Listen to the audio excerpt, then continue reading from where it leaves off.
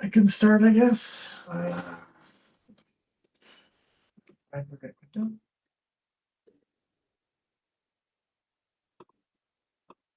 Uh, there's some very new code in this, so if it explodes, uh, it'll, oops, as with all demos. So, this is an early demo of the draft workflow. So, I did one little hack on top of the current code. So if it blows up here as I pick things, yeah, it's gonna do this. It's okay. We're gonna ignore that.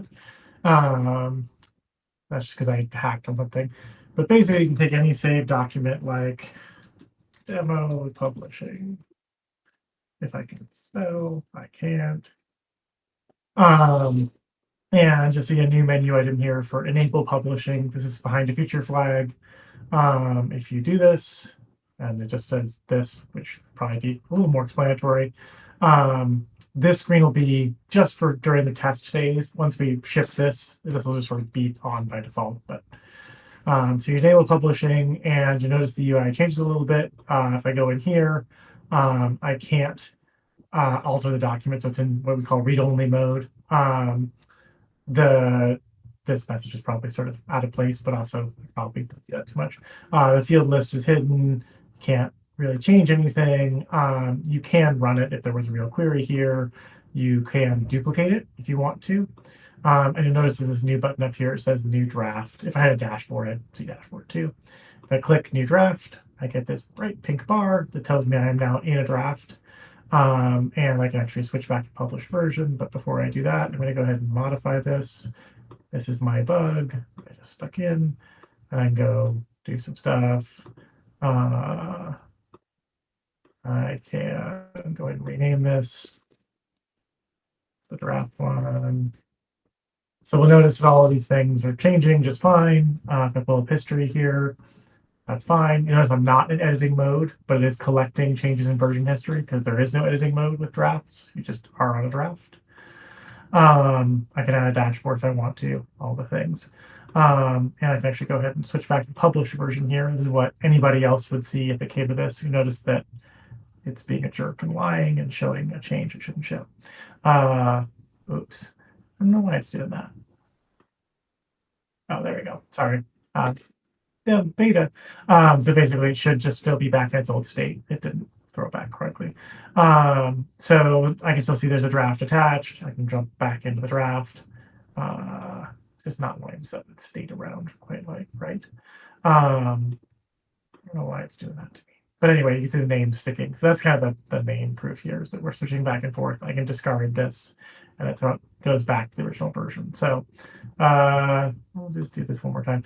Right now, if you try to publish, it says publishing is turned on. That'll be turned on probably later today, as I saw with these editing mode problems. So what basically we're trying to do is suppress editing mode, so you don't need it anymore. It's still rearing its head, so I'm going to fight on that a little bit more. But the core workflow is there. You can also save a draft as. You can kind of kick it out into its own little version if you want to like work on it.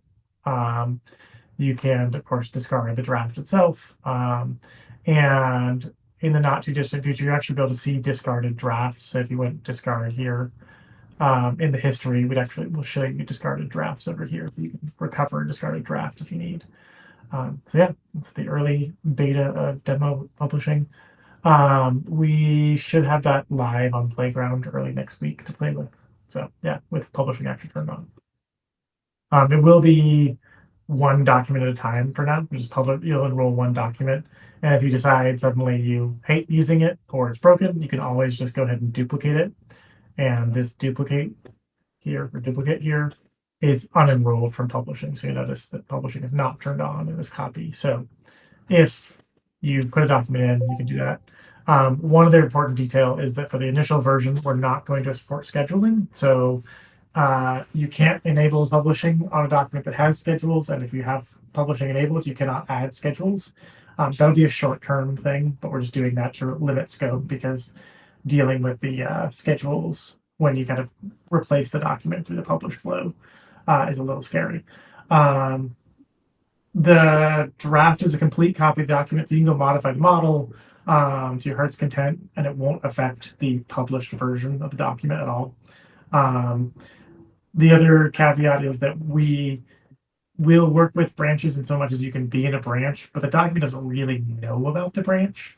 There will be a richer version of that to follow pretty quickly as well after we get the first draft of the GA. So yeah.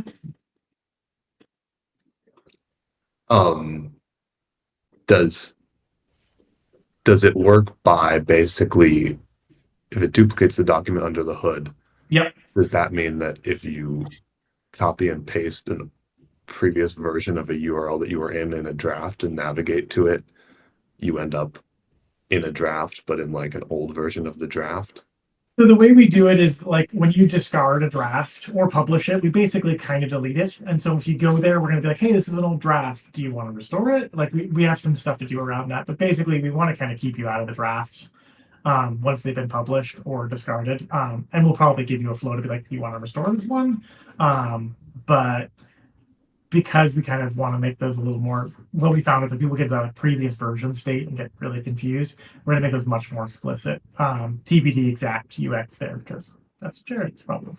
I kid, but yeah, we're going to polish that out so that basically, if you share a draft, and the other one thing, I guess, if I share a draft link with you and you don't have editing rights, it's just going to say like you can't go here. It'll take you to the published version and show a little banner saying you were on a draft you don't have access to. I think we need to decide how we want to deal with both discarded and published drafts. I think with published drafts, we may just like again forward you the latest version and say like you visited an old version. Here's a link to go look at if you want to. With discarded drafts, TBD. I think generally the approach would probably be like you can't look at this, but you can totally make a copy of it and mess with it off the document basically.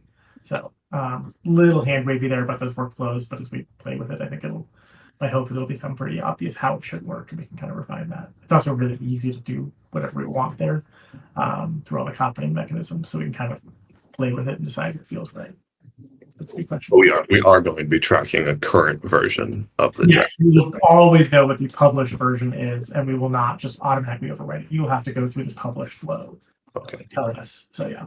And the nice thing is that because we can trivially discard and recover drafts, you can always just say, hey, I want to recover this for a second, look at it, be like, never mind, and throw it back away. Because really all you're doing is like, you're only allowed to have one active draft at a time, but it's trivial. Just flip around who's the active draft. Yeah. This is very cool. I have a question, and maybe you answered this. So it sounds like edit mode is being sort of deprecated in favor of this new draft mode. Is what's going on with exploring? Can you still kind of drop into that convenient explore mode, or are we also getting rid of that in favor of so you basically like draft kind of absorbs both. So you're welcome to like run off, make a draft, mess with it, and just discard it. And that would be sort of explore. Or you could say like, hey, I want to keep this, so you just go save it as, and just save it as an analysis or another document. So the goal is to sort of burn down the idea there's different modes of like editing versus exploring, because what we found is people were just like, what? Versus just like, okay, you're in draft. Like basically when you're looking at the published version, it's read only. You can't touch it. If you want to modify it, you open a draft, you mess around. If you want to keep it, go save it somewhere. If you want to publish it, publish it. So that's kind of the plan. Also, I'd just add, you're still going to be able to just have like workbooks that aren't part of the content system too. So yeah. All like this mode is like the prerequisite is that it's a named/saved piece of content. You can still go make ephemeral like workbooks, new analysis whenever you want. Yeah. Only affects sort of what we publicly call named content, like saved content. So yeah. And there's one active draft per piece of content, right? So like if two people are editing the draft of a document at the same time, they could be collaborating each other. Yeah, that is still the way we do it. Branches will add more than one, but introduce conflicts. So so yeah, that's why we haven't done branches, but yet it's like I don't want to think that through. But yes, branches will actually let you have more than one draft, but with caveats. Definitely still the case of like if two people are on a draft at once, they can clobber each other. I would love to spend some time like making that scenario better, and I think with drafts that will become much easier because it won't be like, am I looking at draft exploring or I'm looking at draft editing? It's just a draft, and if you can touch it and change it, and we can synchronize those changes across many clients down the road, which would be, I think, what people actually want us to do. So yeah.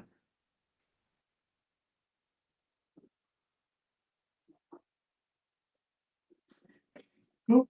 That's it for me.